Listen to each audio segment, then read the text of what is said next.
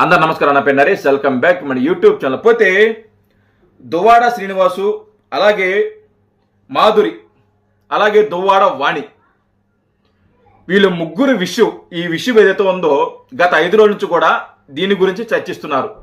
మనం కూడా గత 2 రోజుల నుంచి కూడా దీని గురించి మాట్లాడుతున్నాం. గత 3 వీడియోలు చేశాను నేను ఈ విషయం మీద.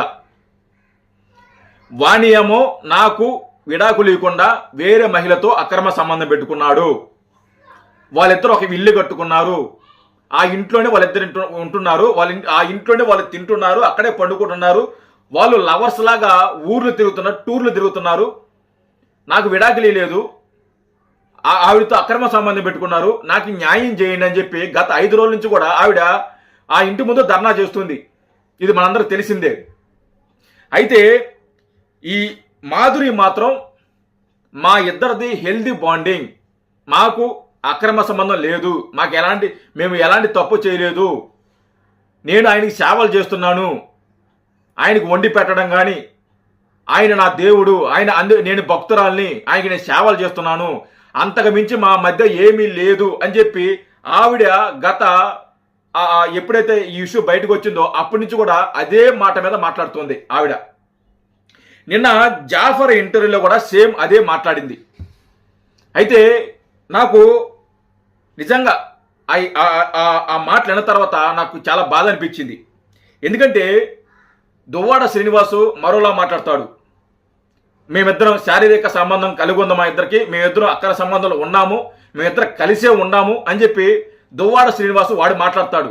ఈవిడేమో నాకు సంబంధం లేదు, మేము అసలుకే కలిసి లేము, మాది హెల్తీ బాండింగ్ అని చెప్పి ఈవిడ భగవద్గీత మీద ప్రమాణం చేసి చెప్తుంది. నిన్నేం మాట్లాడిందో ఒకసారి ఆయనే మాట్లాడాడు, ఈవిడేం మాట్లాడిందో రెండు కూడా వినిపిస్తాను, చూడండి. అన్ని విషయాలు నిజాలే మాట్లాడుతున్నామా?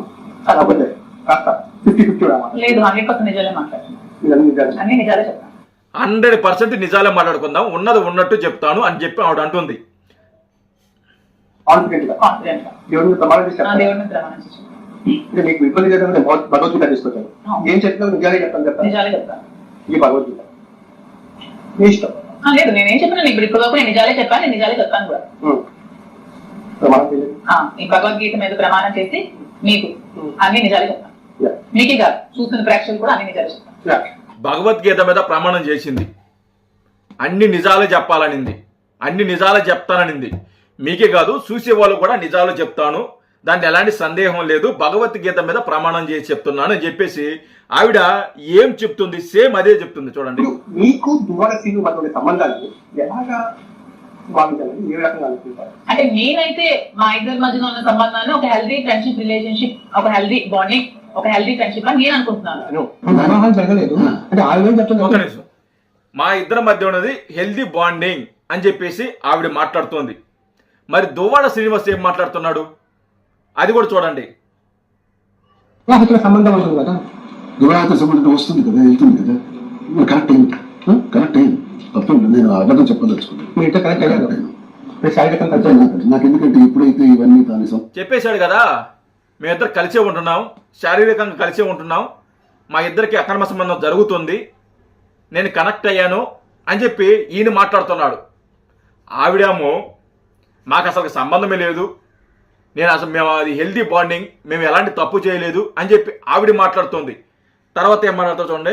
నా పర్సనల్ ఇష్యూస్, నా భోజనాలు, నా ఇంటి విషయాలు, నన్ను వదిలేసిన 2 సంవత్సరాల నుంచి చూడటం వల్ల ఎలక్షన్ లో కూడా కొంత డబ్బులు ఖర్చు పెట్టాను, 2 లక్షలు ఖర్చు, 2 crores వరకు ఖర్చు పెట్టి కొంత హెల్ప్ చేసి అన్ని రకాలుగా ఉండటం వల్ల నేను నాకున్న ఒత్తిడికి, నాకున్న టెన్షన్కి, నాకున్న ఒంటరితనానికి తప్పులేదు. అది నువ్వు ఒంటరిగా ఉన్నావు, ఇంట్లో తరిమేశారు, నాకు ఆవిడ సేవ చేసింది, నేను ఆవిడ దగ్గర తీసుకున్నాను, ఆవిడకి నేను కనెక్ట్ అయ్యాను, ఇది మా పర్సనల్ అని చెప్పి ఓకే, నేను అంగీకరిస్తాను, మీది వ్యక్తిగత జీవితం, అది పర్సనల్.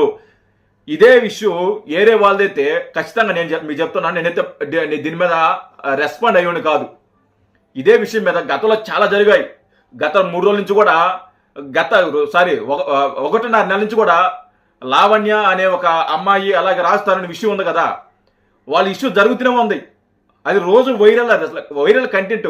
1.5 నెలగా నేను ఎప్పుడు కూడా దాని గురించి అసలు మాట్లాడాల. అది వాళ్ళ వ్యక్తిగత జీవితం. దానివల్ల సమాజానికి కానీ మనకు కానీ రాష్ట్రానికి కానీ అసలు ఏం ఉపయోగం లేదు దాని గురించి మాట్లాడటం. అనవసరం దాని గురించి మాట్లాడటం. దానికి చాలామంది కూడా మాట్లాడన్నా ఎందుకు మాట్లాడాలి దాని గురించి? దానివల్ల మనకేంటి లాభం? దానివల్ల మనకేంటి లాభం? అందుకని చెప్పి నేను మాట్లాడాల. ఇది కూడా వాళ్ళ వ్యక్తిగత జీవితం, నేను కాదంటున్నా. కానీ నేను ఎందుకు మాట్లాడుతున్నా అంటే, ఇదే దువ్వాడ శ్రీనివాస్ అనే పోరంబోకు నా కొడుకు పవన్ కళ్యాణ్ గారి వ్యక్తిగత జీవితం గురించి మాట్లాడాడు, ఆయన పెళ్లిళ్ళ గురించి మాట్లాడారు, ఆయన భార్యల గురించి మాట్లాడాడు, చాలా రకాలుగా పవన్ కళ్యాణ్ గారి మీద కామెంట్ చేశాడు వీడు వ్యక్తిగత జీవితం గురించి. పెళ్ళిళ్ళు ఒక మన హిందూ సాంప్రదాయంలో ఒక పెళ్ళే చేసుకోవాలి, ఇన్ని పెళ్ళిళ్ళు చేసుకోకూడదు, మన స్త్రీలకు గౌరవం ఇవ్వాలి, మన సాంప్రదాయాలకు గౌరవం ఇవ్వాలి అని చెప్పి పెద్ద పెద్ద ముద్ర మాటలు వీడు మాట్లాడాడు గతంలో. సో అందుకోసమే నేను వీడి గురించి మాట్లాడుతున్నా. ఎందుకంటే మనం పడ్డ బాధ, పవన్ కళ్యాణ్ గారు పడ్డ బాధ వీడికి తెలియాలి. ఒకరిని వ్యక్తిగతంగా టార్గెట్ చేస్తే, వ్యక్తిగతంగా మాట్లాడితే ఆ బాధ ఇలా ఉంటుందా, ఇంత ఉంటుందా, దాని గురించి ప్రతి ఒక్కరూ మాట్లాడుతుంటే, దాని గురించి ప్రశ్నిస్తుంటే, దాని గురించి డిస్కషన్ చేస్తుంటే ఆ బాధ వాడికి తెలియాలి. ఆ బాధ ఎంత ఉంటుందో వాడికి తెలియాలి. అందుకోసమే మాట్లాడుతున్నా. ఖచ్చితంగా ఇక మీద కూడా మాట్లాడతా. ఇలాంటి వాళ్ళని కానీ ఇప్పుడు మాట్లాడకుండా అది వ్యక్తిగత జీవితంలే అని చెప్పి వదిలేస్తే రేపొద్దున ఇలాంటి వాళ్ళు ఇంకా చాలా మంది మాట్లాడతారు. ఆ రోజు పవన్ కళ్యాణ్ గారు మాట్లాడాం కదా, వాడు దువ్వాడ శ్రీనివాస్ దొరికేసాడు కదా, వాడిని ఏం మాట్లాడాలి కదా, వ్యక్తిగత జీవితం గురించి మనకెందుకు మాట్లాడాలి కదా, మనం కూడా బరితెక్కిచ్చేద్దాం, మనం కూడా తప్పులు చేసేద్దాం అని చెప్పి ఇలాంటి వాళ్ళు మళ్ళీ పవన్ కళ్యాణ్ గారి వ్యక్తిగత జీవితం గురించి మాట్లాడడానికి ప్రయత్నిస్తారు, ఆయన పెళ్లి గురించి మాట్లాడడానికి ప్రయత్నిస్తారు.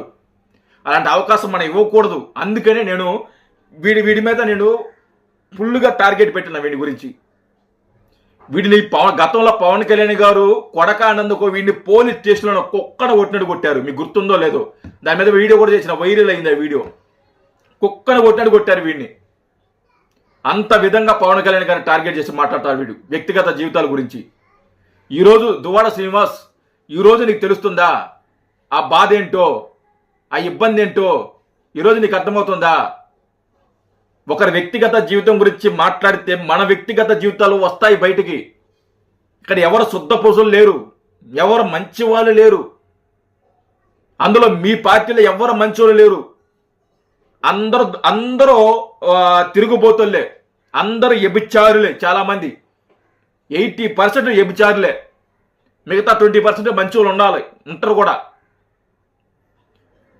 వ్యక్తిగత జీవితం గురించి మాట్లాడకూడదు. ఈ రోజున మాకు ఏమో సంబంధం లేదని చెప్పి ఈవిడి భగవద్గీత మీద ప్రమాణం చేసి చెప్తుందంటే దీన్ని బట్టి మీరే అర్థం చేసుకోండి. పవన్ కళ్యాణ్ గారు పవన్ కళ్యాణ్ గారు చట్టపరంగా పెళ్లిళ్ళు చేసుకున్నాడు. ఆయన ఏం దాపెట్ల, ఆయన 3 పెళ్లిళ్ళు చేసుకున్న చట్టపరంగా చేశాడు.